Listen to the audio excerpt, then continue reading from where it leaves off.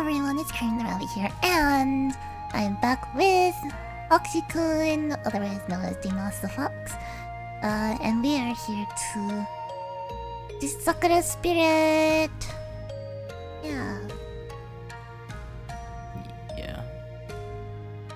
It's pretty late at night, and I'm tired, but Cream was just like, hey, we gotta make that video, you know? So, I'm personally not as energetic as she is, but whatever, let's go. Here, take the mouse. Alright. But you gotta do the voices, so yeah. Alright. It's been a while since the last time since both of us went to a different country for a while, so we couldn't record, but whatever, let's go. I soon found myself confined within a small room, the stern-looking tsundere of a girl glaring down at me, while the other girl, who was apparently called Narumi, seemed to have softened up a little. From what I had gathered during their conversations, they had called the village elder to help oversee my questioning. And that's Mio, the one on the left. That's you. Oh, alright. What purpose did these stuff said? The reason Perfu gets off sniffing girls' undies, I ought to castrate you. That's a bit too much, huh? That's too much. I already told you I was just in the wrong place at the wrong time. Not to mention anything worn by you would probably smell sour. Oh, that's... wow. That's pretty... God. That sounds really, really bad. It is. Hang on, let me move the mic. I couldn't see too well from the cell where they had put me, but I was almost certain I could hear Narumi laughing nearby. I would probably laugh too. I was energetic. Oh, village elder is me. Tsukino Dono, please calm down. You brought him in to learn the reason behind his presence in the forest, didn't you? That sounded kind of like that Pianta from Super Mario Sunshine. I'm pretty sure a lot of people know about that. Yeah. That is correct, Elder Sama. I believe he was working together with the fox spirits to steal...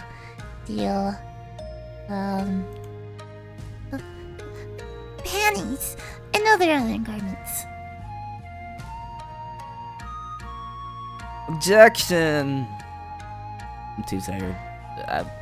Have you been playing Phoenix Wright at all? No. No.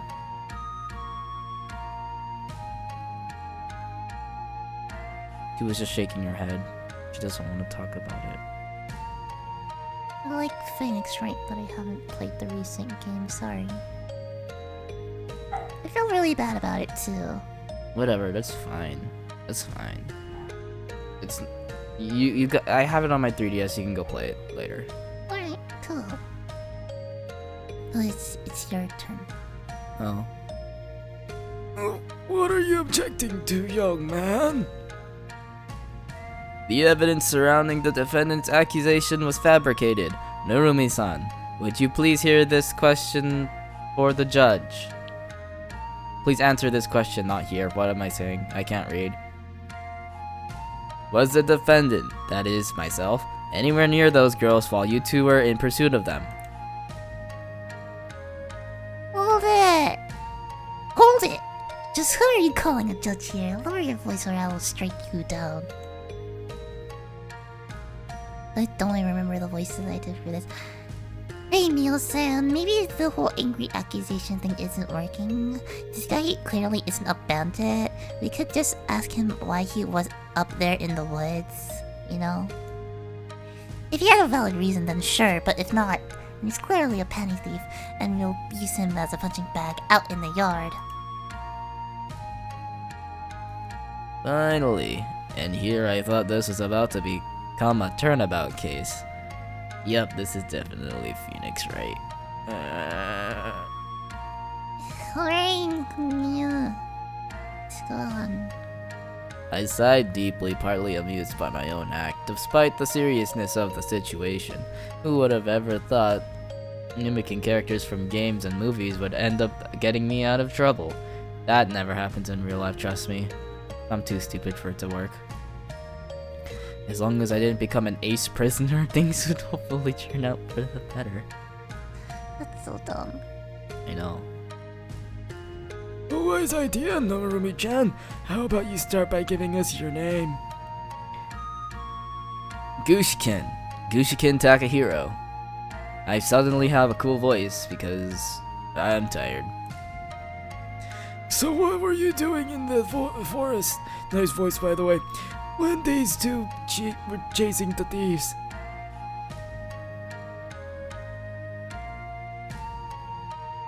I'm not entirely sure myself. One moment I was praying at a shrine, hidden inside the forest. Next thing I knew, some weird girl was talking to me. A girl? Yes, a girl with horns and a tail. I know it sounds weird, but I could have sworn I saw her before. I must have fainted. After that, I woke up somewhere in the forest. And now there's a dog barking. Woof woof. Tsukino Dono. Narumi-chan. Do you recall the stories behind the shrine near our village? Forgive me, Elder Sama, I do not recall. I didn't mean to click that, sorry. Oh, I was about to read this, it's still you. I know it's... okay. I know it's a place with high spiritual energy, a sacred place, but I can't remember the details. Sorry, grandfather. That shrine belongs to Sayuri, a powerful spirit that has been watching over our village for as long as anyone can remember. Unlike the fox spirits, we tend to avoid going too deep into the forest. I still think I could get rid of those pests once and for all if you would just let me go in and find their home. It's probably hidden in some damp cave on the hill or some rundown old house. Humans and spirits rarely mingle, even if they meet with good intentions.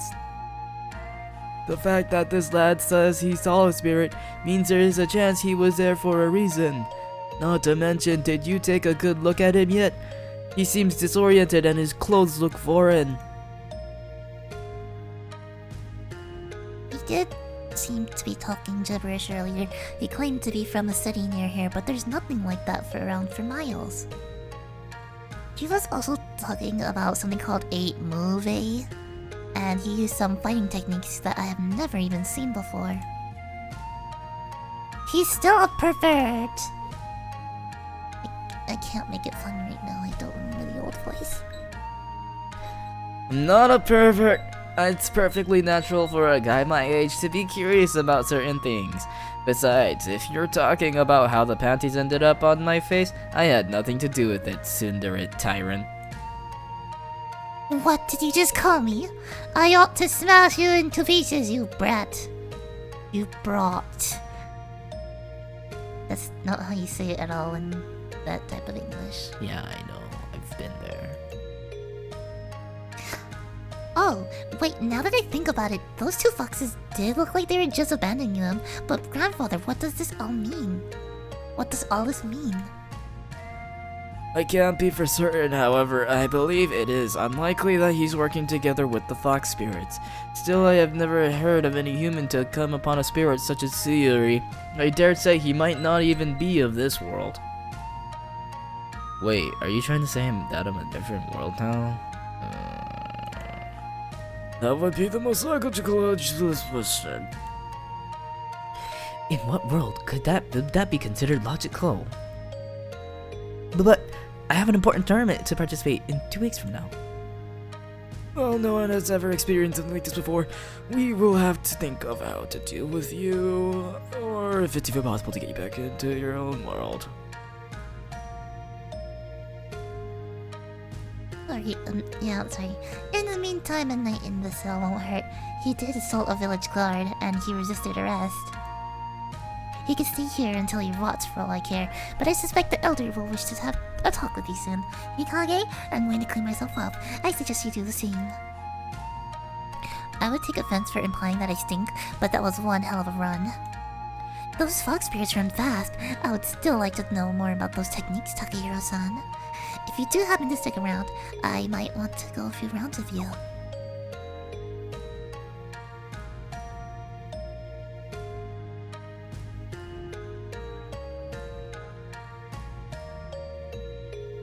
Sorry, there's a Skype thing and I'm gonna have to check it. It's not like I'll be going anywhere for the time being. It's only for a few hours while we discuss what to do with you. A person such as yourself would end up causing quite the commotion amongst the villagers. Sorry, that was a burp. I wasn't actually dying. So it is necessary to convince them that you mean no harm before we release you. Oh, okay. That sounds nice. Oh, sorry. And that was how I found myself stuck in a jail cell while these people responsible for my situation left to deal with personal errands. Yep. This sucks. As if being sent to a different world wasn't bad enough, I'm stuck in jail with my only company being... familiar older voice. It's you. A pair of beautiful, magnificent, majestic fox sisters. You lucky boy. A pair of beautiful... Wait a second. Yahoo! Hi there, Penny boy. A familiar face appeared at the top of my cell, a blonde girl with golden eyes. As I watched, she flipped over and landed in front of the cell, waving her hands at me. From the side of the cell, another girl appeared, a wry grin on her face. Ah, it's the panty thieves. If you're here to reclaim your hostages, they are already back where they belong. Nope. We saw the guards go into the bath and swipe them in silk again. Look. With that, she pulled out a pair of lacy silken underwear from her sleeve and stretched it out with her thumbs, showing off her panty price to me, like I really needed it. You came all that way back here to snatch the underwear again, and I'm not sure the Sundry Tyrant fits that label.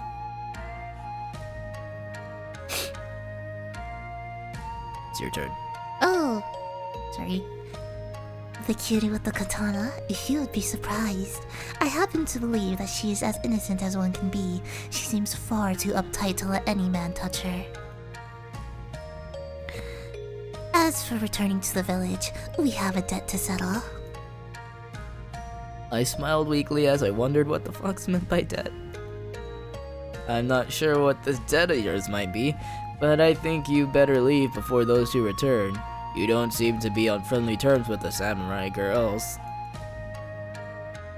Wait, if he doesn't know about it, we can just leave, One-sama.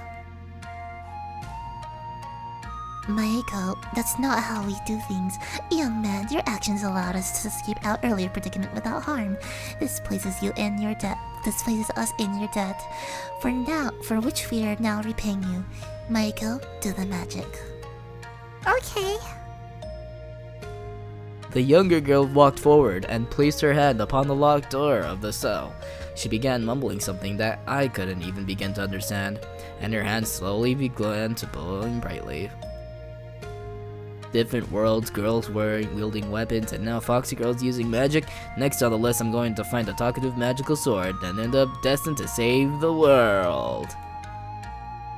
That said, I was curious to see what this magic would do to the lock keeping me imprisoned.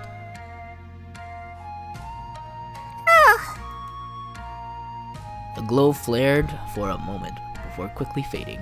There's a hiss, then a sizzle, and the drop, the lick, the lock, the drop, the lock dripped into the floor in a mess of melted metal. Well done, Maeko-chan. You did very well. Relax for now, alright? I'm not sure what I'm supposed to be the most surprised about. The fact that a girl just melted a steel lock, or that I'm starting to accept that this is normal.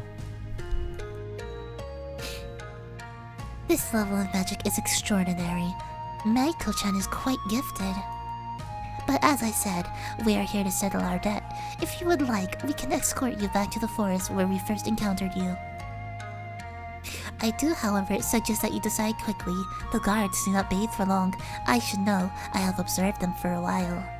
Oh wow, that's, quite interesting, to say the least. Well, I don't plan on sticking around, so I'll gladly accompany the two of you out of here. Maybe I'll find my way back home. Lead the way, peeping Tammy. Machiko. Sakura not Machiko, not Tammy. Takahiro, but I suggest we keep the introductions for later. Very well, Taka-kun. Follow. As I was stepping out of the cell, the sound of familiar voices boomed in the distance. These crafty foxes, kleptomaniacs, else can you alive? I think that's our cue to get out of here. And with that, the three of us darted out of the prison.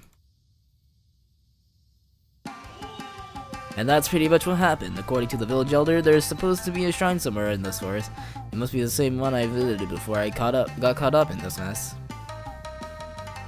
Goodness. Well, I can't speak right now, sorry. Goodness, that sounds like a terrible situation. I know that spirits such as Tsuyuri enjoy playing with people, but this seems a little cruel of her. I would speak with her myself, but fox spirits aren't allowed near the shrine. Well, that makes me feel bad, huh? Yeah, cause, Foxy-kun and all. Ugh. Huh? I thought the reason we never go there was because you get all flustered whenever Su-chan's around. Shut up, Maiko. I didn't realize a penny thief would get embarrassed like that, but maybe you two could show me the way to the shrine? Somehow the layout of the forest seems different from my world. Which pretty much meant that Arya's map was useless now. You do not understand. There is more of the ways of us spirits than meets the eye, Taka-kun. I will try to navigate you to the shrine, but if Sayuri does not want us there, then we will simply not get there. Fuck, I was about to say the name. The only places we can navigate to directly are our home and village. Did you put something inside that apple juice? No, apple juice just makes you burp. You should know that by now.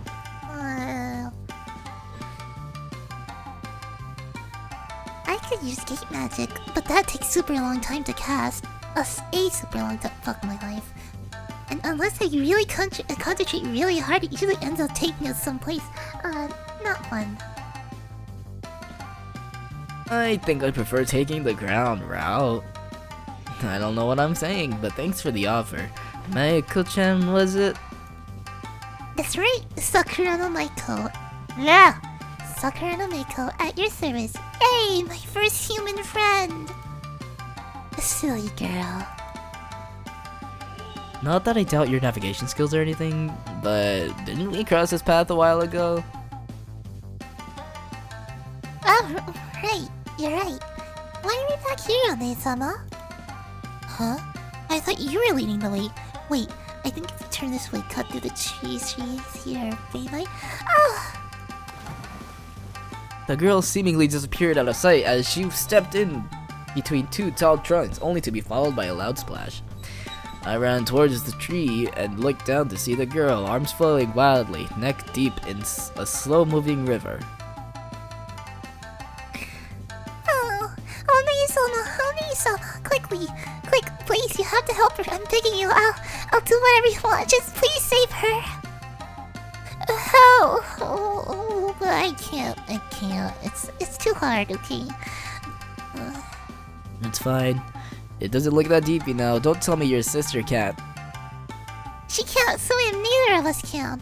Please, Takahiro-sama. Please rescue my sister. I guess I don't have a choice.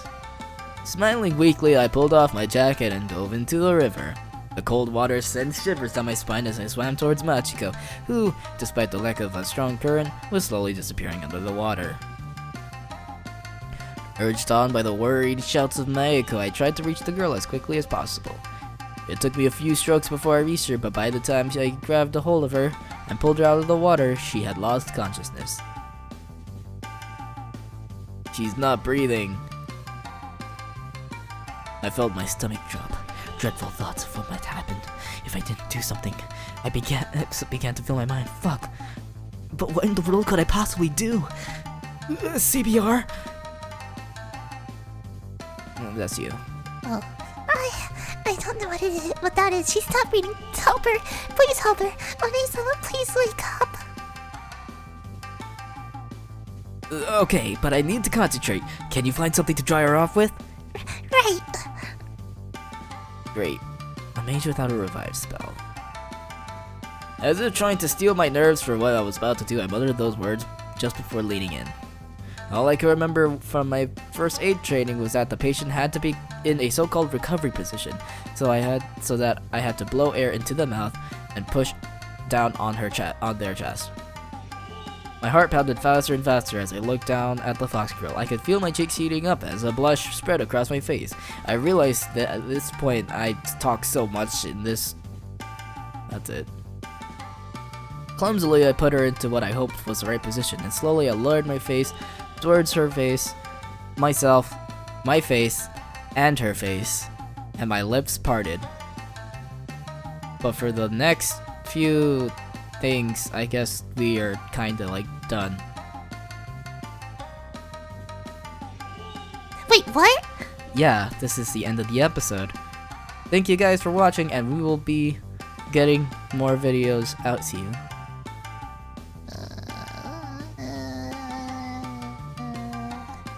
Alright. I'll see you later. Bye.